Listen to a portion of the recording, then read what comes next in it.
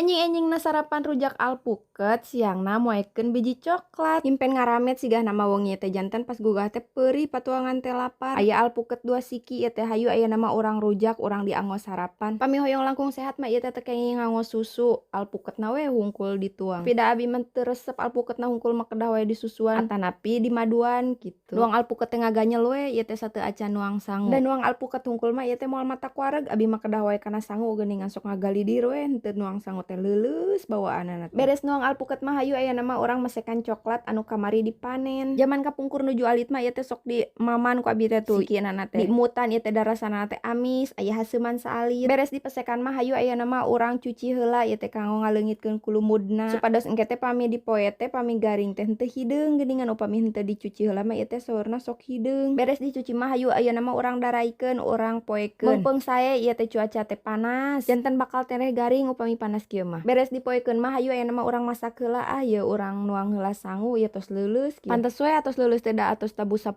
ieu teh tos siang. Ieu abi nuju ngoseng bawang kucai sareng gaduh pais lele ieu teh pamasihan ti bapa kamari teh hujan geuning kiruh walungan teh janten bapa teh nguseup kitu. Kenging we ieu lele. Jadi sok enak guys benten lele walungan mah tuh ieu teh dipais nganggo surawung, bawang daun sareng daun salam. Pas muka daun paisanana teh manis seungit ngahiliwir ieu teh. Hayu aya nama urang tuang heula guys tuh abi gaduh benot bade diceletrok we ieu teh.